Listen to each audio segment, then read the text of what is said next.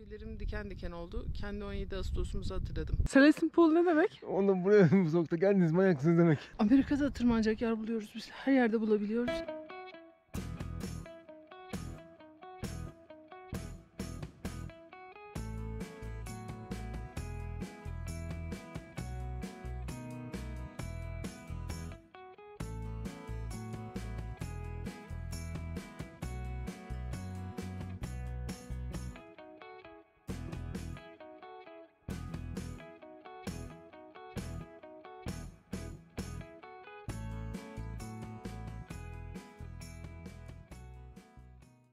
Arkamda gördüğünüz göl deprem gölü, Earthquake Lake. 1959 senesinde 17 Ağustos gece saat 11:23'te burada büyük bir deprem olmuş. Burası aslında bir dereymiş, küçük bir dere. Yanında kamp alanları varmış ve o kamp alanlarında bir sürü insan kamp yapıyormuş. Yellowstone'dan çıkmışlar, gelmişler. Kimi karavanlarıyla, kimi çadırlarıyla.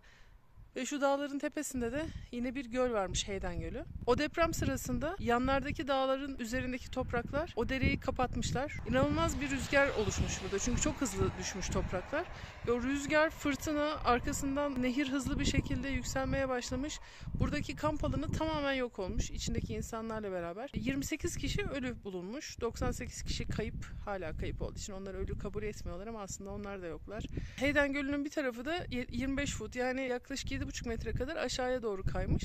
Dolayısıyla sular bu yana doğru kayınca diğer taraf kuru kalmış. Kayıklar, evler yukarıda kalmış. Suyun teldiği tarafa düşen evlerde suyun altında kalmış ve pek çok insan ölmüş. 7.3 is the strongest quake ever recorded in the Rocky Mountains. Bakın buraya bir tane yere maket yapmışlar zaten. Şu alandan ve şuradan topraklar aşağı inip burayı böylece kapatmışlar. Aslında burası böyle bir nehirmiş. Şu taşların olduğu yerdeyiz biz şu anda. Oradan bakıyoruz aşağıya ve şu gölün olduğu yere. Şuralarda da kamp alanları varmış ve kamp alanları tamamen gitmişler. Bu aradaki alan tamamen kapalıymış aslında. Çok hızlı bir şekilde zamanla yarışacak bir şekilde. Çünkü sular inanılmaz bir şekilde arkadan gelmeye devam ediyormuş ve daha çok insana zarar görmesini engellemek için şu alana bir kanal açmışlar.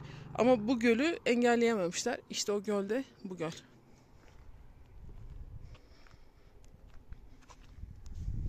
Burası deprem gölü, Earthquake Lake. Burada böyle alanlara bir ziyaretçi merkezi yapıyorlar ve ziyaretçi merkezlerinde detaylı olarak anlatıyorlar, filmlerini gösteriyorlar. İnsanların hayat hikayelerini de anlatıyorlar. Şu gördüğünüz yol Yellowstone'a giden yol. Bu yol tamamen parça parça olmuş. Üzerinde arabalar sağa sola savrulmuşlar. Çünkü bu yukarıdan, dağların tepesinden, şuradan gelmiş topraklar. Buradan ve karşıdan. Buradan gelen topraklar o kadar hızlı bir şekilde inmiş ki inanılmaz bir rüzgar yaratmış nasıl olduysa. Kurtulanlardan bazıları diyorlar ki, mesela bir kız anlatıyor. Babamı karavandan çıktığımda bir çam ağacına tutunmuş olarak gördüm ama rüzgar o kadar hızlı esiyordu ki bir süre sonra çam ağacı ile beraber babam uçtu gitti. Ve 17 Ağustos 1959 tarihini duyunca benim zaten tüylerim diken diken oldu. Kendi 17 Ağustos'umuzu hatırladım. 40 sene arayla.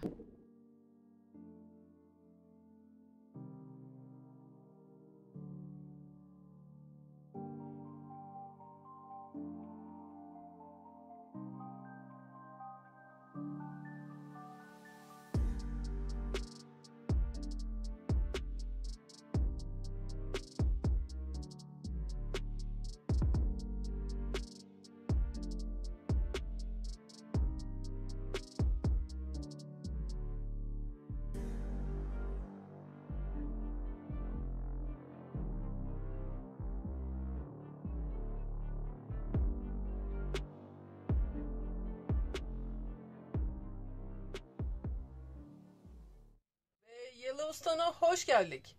Geldik Yellowstone'a. Nihayet geldik. 12 gün sürdü evden çıkıp buraya gelmemiz ama Yellowstone'a geldik. Tabii daha batı giriş kapısının da girişindeyiz. İzmir'den sadece zaten 4 güne gidiyoruz ki. O da doğru tabii yani. Ama bu sefer biraz yol yaptık. Şimdi size bir tane karavan göstereceğim. Çekme karavan ilk defa bu şekilde gördük. Başka türlülerini görmüştük ama. Bayağı büyük 22 feet'lik bir çekme karavan. Ama aşağı doğru katlanıyor. Çünkü tavandaki o boşluğu yolda giderken kendine yük etmenin bir anlamı yok. Rüzgarı engellemek açısından. Gittiğin yerde yukarıya doğru kaldırıyorsun. Normal bir çekme karavanın oluyor.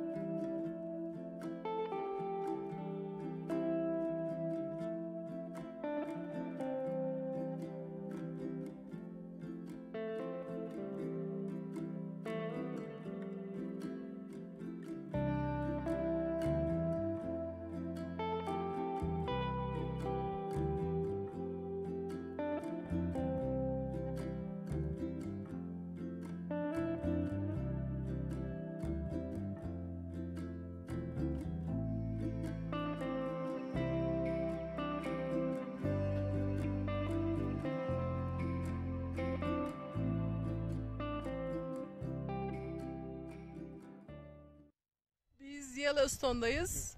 Bugün ilk akşamımız olacak. Şimdi bir tane kamp alanına arabamızı park ettik. Etrafta yürüyoruz azıcık. Geceliğine içerideki kamp alanlarında $32, $33 vergisiyle beraber istiyorlar. Ama kamp alanı dışında hiçbir yerde kalamıyorsunuz. Kaldığınız zaman cezası o $32 arattıracak kadar büyükmüş. Şimdi o yüzden buraya park ettik arabamızı. Birazcık etrafı dolaşalım dedik. Geyikleri gördük az evvel zaten. Türkiye'mizin kıymetini bilin. Evet, orada istediğiniz yerde kalabiliyordunuz. Burada kalamıyorsunuz. Şimdiye kadar da biz hiç kamp parası vermedik. Hep istediğimiz yerde kaldık ama burada 2 akşam vereceğiz mecburen gibi görünüyor. National parkları, yani ulusal parklarına girmek için Amerika'nın yıllık pas denen bir ücret var. Ondan aldık kart olarak. 2 kişi onun için $80 ödedik. Biz buradan Ocak ayında çıkacağız. Onun için $40 Birisine satabiliriz. satarız $40. Önümüzdeki sene Ağustos'a kadar geçerli çünkü kartımız. Ama niye aldık? Çünkü zaten buraya giriş bir haftalık pas veriyorlar. $35'dı. Buradan çıkacağız, en az 5 tane daha National Park dolaşacağız biz. 3 parkta zaten bunun parasını çıkartmış olacağız. Kamp alanı şurada yukarıda. Genelde rezervasyonlu alıyorlar ama biz rezervasyonsuz geldik. Gene de aldılar. Çünkü sezon bitti artık, okullar açıldığı için. Buradan böyle bir dere akıyor.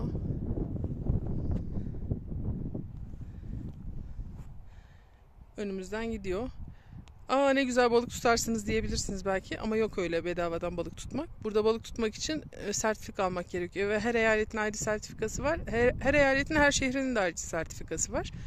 Acaba bu suya girilir mi? Ha, balık zıpladı. Geyikleri gördük yolda. Bizonlar, bufalolar ve daha bir sürü hayvan varmış. Ama en çok ayılar konusunda uyarıyorlar bizi. Ayılar için dışarıya kesinlikle yemek bırakmayın diyorlar. Yolda yürürken ayı karşınıza çıkarsa kaçmayın diyorlar. Kaçmayın, mücadele etmeyin. Bırakın onlar sizi rahat rahat yesinler. Alışkınız ya. Mavi beyaz çizgili ayıları. Mavi beyaz çizgili ayıları. 19 Eylül 1870 yılında akşamleyin grup arkadaş nehrin kenarında, Yellowstone köyünün kenarında bir kamp ateşi yakmışlar ve kamp ateşinin etrafında burada gezdikleri, gördükleri yerlerin ne kadar güzel olduğu konusunda sohbet etmeye başlamışlar. Bunların arasından birisi, Cornelius Hatch, demiş ki burasını birilerinin sadece sahiplenmesi değil de bütün insanlığa mal etmenin bir yolu olmalı. Bunun için çalışalım. Ondan sonra 1 Mart 1872'de o zamanın başkanı tarafından bir anlaşma imzalanmış ve burası Yellowstone National Parkı dünyanın ilk ulusal parkı haline gelmiş. Dünya üzerinde şu anda ulusal park olarak 1200'den fazla park varmış ama dünyanın ilk ulusal parkı Yellowstone ve biz de şu anda oradayız. Yellowstone'da ilk yemeğimiz. Tabii Türkiye'deki gibi teşkilat tamam değil, masa örtüleri falan. İşte elimizdeki olanlarla, mümkün olan her şeyle bu şekilde güzel bir sofra kurduk kendimize. Yellowstone'da piknik yapıyoruz. Karavan burada. Slide out'umuzu da açtık tabii. Şöyle döndüreyim size. Orada çadırlı 2 genç kız var. Böyle ormanın içinde bir yerdeyiz. Hadi bize afiyet olsun. Halyon kamp alanında ateş yakma operasyonu. Üzerine yarım bidon ateş yakıcı boşalttı. Yani gaz gibi bir şey. Ondan sonra ateşleri alevledi. Oo, Haluk ateş yaktı. Önemli olan düzmek. Evet, dizmesi çok süper ama evet, kesinlikle. İnce ince oya gibi işledi onları. Ama biraz erken yakmadım. Hava daha çok aydınlık. Biz bugün erken yatıp sabahleyin erken kalkmayı planlıyoruz. Yarın bütün gün akşama kadar Yellowstone'da ne varsa görmeyi düşünüyoruz. O yüzden ateşi erkenden yaktı. Bir an önce iş bitsin, ateşimizi de yakmış olalım. Eğlencemizi de tamamlayalım, yatalım. Bunlar karavanın yanında, karavanla beraber bize gelen 2 tane sandalye, kamp sandalyesi, ama kamp sandalyesi demek bunlara haksızlık olur ya. Bunlar bayağı kamp mobilyası bence. Ya içimizden çok gelir bunları kaldırıp Türkiye'ye getirsek ama Türkiye'ye getirmek bunların 2 katı masraf tutar. Hadi tuttuk getirdik, gelin biz bunu Homi'nin neresine koyacağız? Homi'de böyle bir şey için yer yok. İsterseniz böyle güneşlenebiliyorsunuz. İstemezsek? Veya biraz daha ayaklar havada. Kastıramıyor kendini, yemek yedi. Yemekler önce yapabiliyordu. Günaydın arkadaşlar. Sabahın köründe Yellowstone'da uyandık. Dışarısı şimdi biraz aydınlandı. Biz kalktığımızdan beri hava aydınlansın azıcık diye bekliyoruz. Sabahın köründe gayzerleri görmek daha güzel oluyormuş.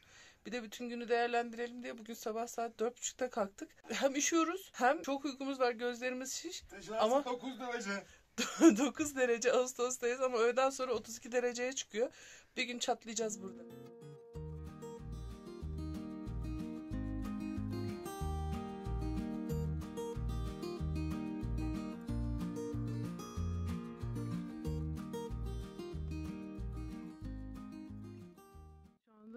Yellowstone'un Painted neydi? Fountain Paint Pond. Fountain Konuşamıyorum bile. Fountain Paint Pot kısmındayız. Çünkü böyle parça parça kaynayan kazanlar var burada. Ve her biri ayrı ayrı renklerde, karışık renklerde olduğu için paint pot, boya kazanı demişler buraya. Biz o kadar erken uyanmamıza rağmen görüyorsunuz insanlar gezmiş dolaşmış geri dönüyorlar. Biz daha yeni gidiyoruz. Ve bu arada dişleri keman çalan bir Haluk var. Celestine Pool. Celestine Pool ne demek? Onu buraya bu soğukta geldiniz manyaksınız demek. He, peki. Her türlü delikten buhar çıkıyor. Buraların sabah erken gelinmez sebebi bu zaten. Hava soğuk olduğu için buharı daha rahat görebiliyorsun. Burası da Bakteriyemat.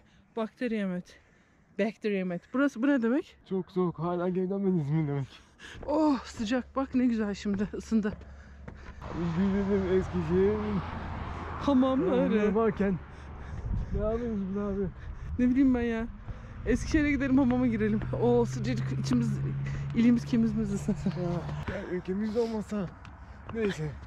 Hiç. Ne işimiz var burada Amerikalarda? Hiç. Aa, esas Fountain Paint Pot burasıymış. Duyabiliyor musunuz sesi?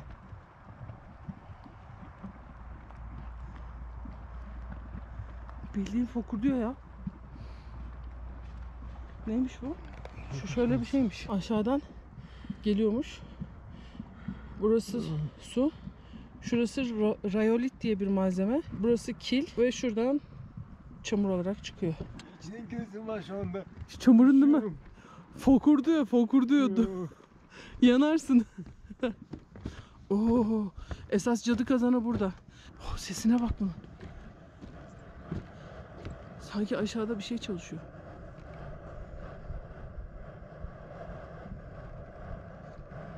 Gel şunun adı neymiş ona da bakalım. Onun öbür tarafındakine girsen esas. Gerçekten bunun adı cadı kazanı olmalı bence. Sese bak. 17 Ağustos 1959'da o size gösterdiğimiz depremden sonra çıkmış. 8 aylıkken daha şöyle görünüyormuş. Şimdi büyümüş gittikçe. Bunun adı Red Spouter'mış. Kükürt kokuyor. Yani ne demek? Nasıl? Sülfür kokuyor yani. Spouter ne? Bilmiyorum. Sen de hiçbir şey bilmiyorsun. Buranın adı volkanik ülkeymiş.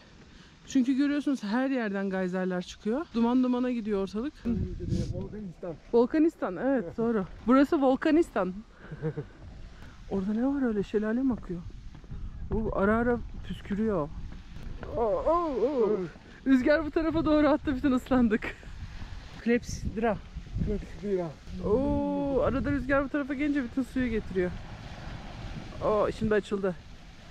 Evet, foşur foşur sular var orada. Arada bir o püskürüyor yukarı doğru.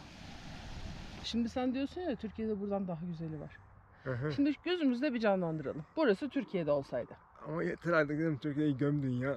Gömmüyorum. Türkiye'de olsaydı. Şimdi şöyle dönüyoruz. Bak şimdi. Şu adamlar burada böyle sağda solda her yerde küçükler bırakmışlar. Bunları bırakmaya ne gerek var burada? Mangallık kalmıştı. Tabii canım. Bunlar mangallık. Şuna bak. Kuru ağaç. Ne geziyor burada? Kimin işine yarayacak o? Niye bırakıyorlar onları burada? Doğasında kalsın diye.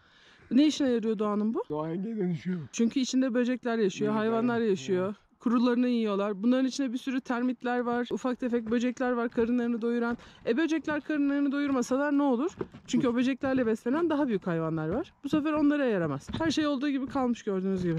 Kulak çekmemden girdin yani. Yok be, kulak çekmiyorum. Sadece açıklama yapıyorum. Bu kuru ağaçlar buralarda niye duruyor? Mürebbiye.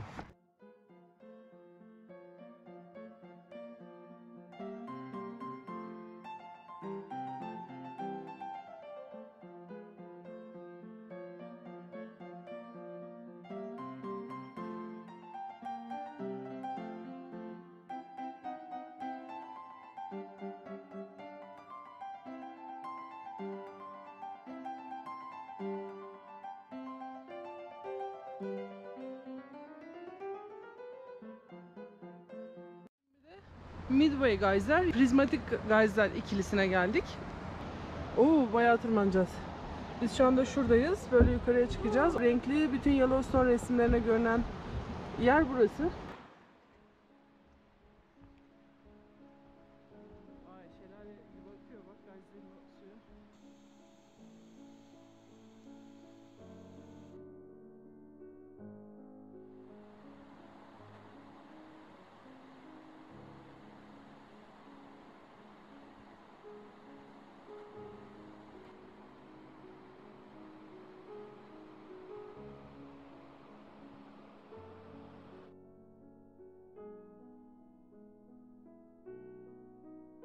Gördüğünüz güneş ya da göremediğiniz. Aslında güneş doğdu ama gayzerin buharları yüzünden görünmüyor. Kaplıcalar gibi sıcak sıcak buhar geliyor. Oh, ısındım valla. Ama her yer ıslak. Prizmatik gayzere gidiyoruz şimdi. Tüm Yellowstone fotoğraflarında resim var. Ama maalesef burada drone uçurmaya izin vermedikleri için biz o resimler gibi bir video çekemeyeceğiz muhtemelen. Gördünüz mü? Güneş var aslında.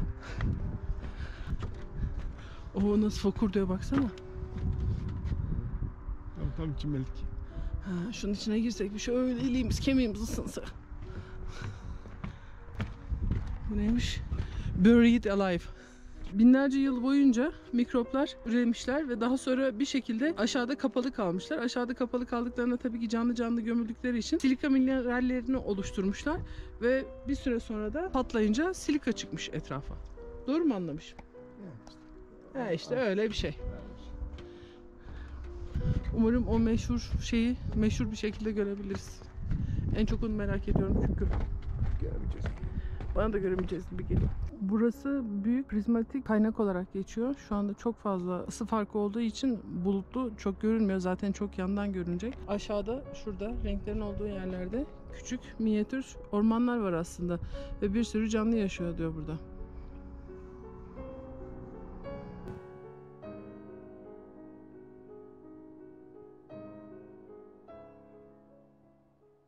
Bu bir karga da bu nasıl bir karga? Hiç bu kadar büyük karga görmemiştim.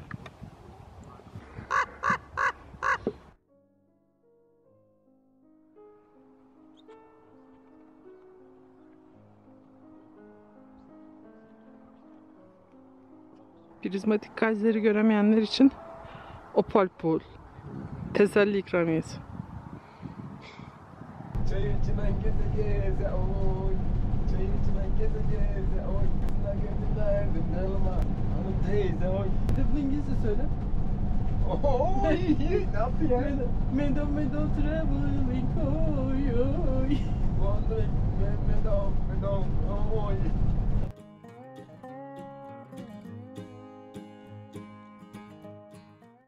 Faithful yolcusu kalmasın. Yaşlı Bilge Gayzer'e gidiyoruz.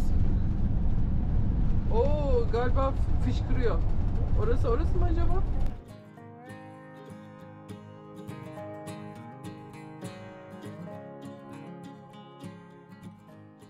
Bilge Gayzer ortalama 92 dakikada bir fışkırıyormuş ya da patlıyormuş. Diyorlar ki broşürden telefonunuza empliklerseniz yama zamanlarını size hatırlatır. İyi de Telefonlar çekmiyor. Çekmiyor ki. Şurada durabilirsin. Bizon. Orada bir bizon var. Görünce durduk seyredelim diye. Aa, biz inene kadar oturası tuttu suyun kenarına, sıcak sıcak herhalde ısınıyor.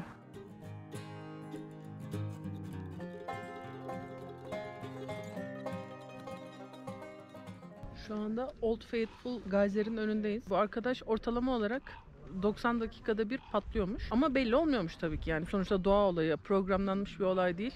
Bazen 10 dakika daha erken, bazen 10 dakika daha geç yapabiliyormuş.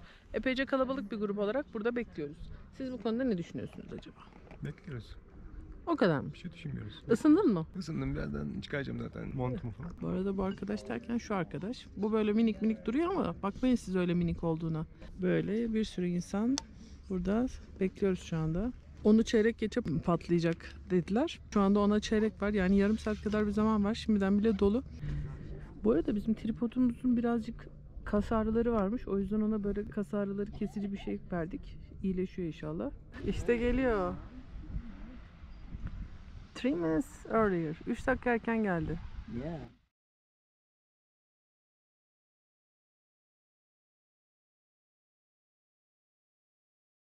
Olmaya başladı bir de. Bu kadar mıydı?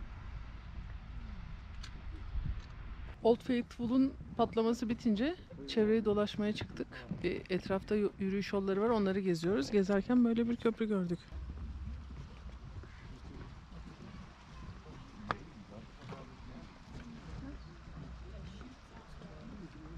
Amerika'da tırmanacak yer buluyoruz biz. Her yerde bulabiliyoruz. Şimdi Old Faithful Geyser'in yukarıdan seyretme yeri varmış. Oraya çıktık. Daha doğrusu daha çıkmamız bitmedi. Sadece ben çok yorulduğum için dinleniyoruz.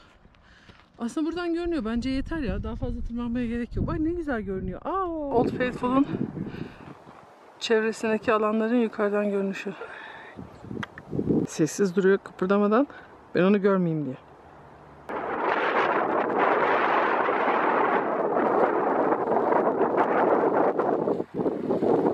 Sular üstümüze geliyor. Ta büyük olan iki mi? Wow. Bu tam bir düdüklü tencere. Kendi buradan kaynıyor. Yan taraftan dumanı çıkıp sesi çıkıyor.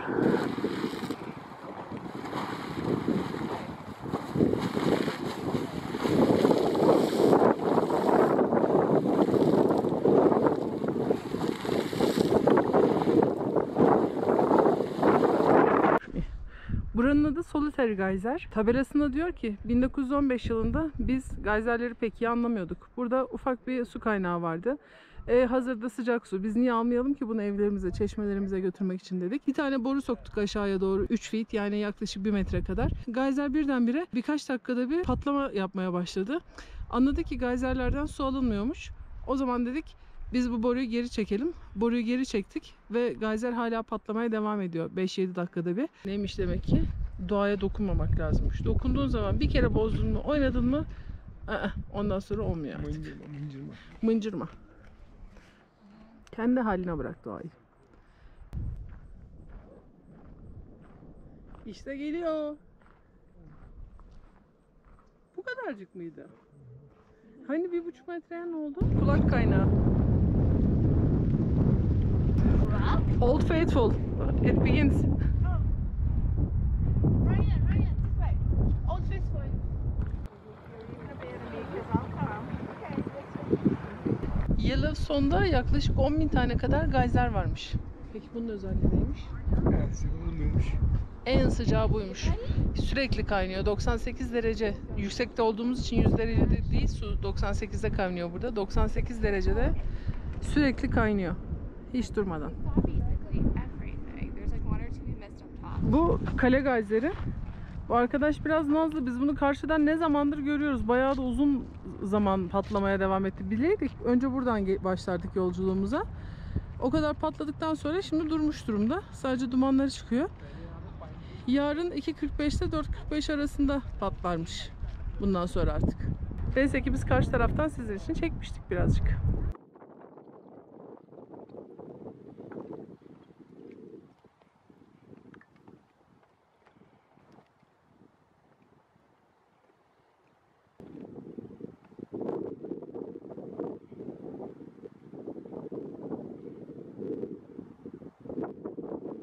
Arada bir rüzgar bu tarafa doğru o dumanları attığı zaman o kadar sıcak ve bunaltıcı bir şey geliyor ki. Ama normalde hava serin. Oradan buraya aşağıya baktık. Boşluk olan yere geyseri seyrettik. Oradan bu dağın üzerinden böyle devam ettik. Şu aşağıya gittik. O aşağıdaki yoldan dolaşıp şuradaki yoldan buraya geri geldik. Toplam 3 saat sürdü.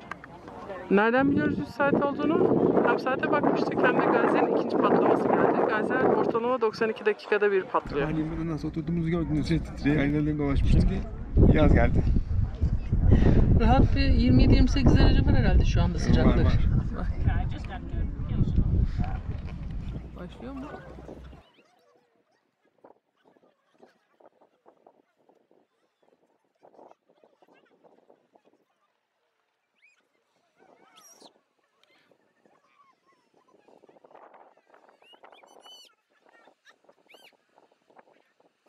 Vay vay vay vay, bu sefer güzel.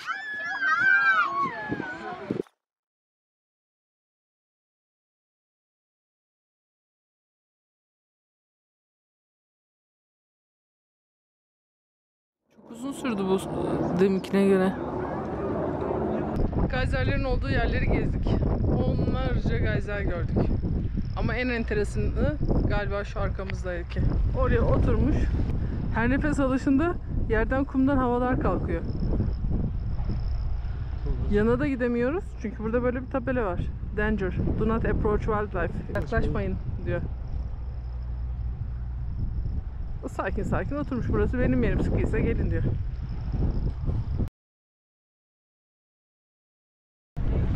Geyserlerin ortalama bir patlama süreleri var ama tabii net bir şey değil sonuçta, insan eliyle yapılan bir şey değil. Old Faithful'un patlaması her 90 dakikada bir. 10 dakika yanılma payıyla. Kesil'in 45 dakika yanılma payıyla. Baseman 30 dakika, Grand'in 45 dakika, Riverside'ın 30 dakika ve Grand Fontaine'in de 2 saat artı eksi yanılma payı var.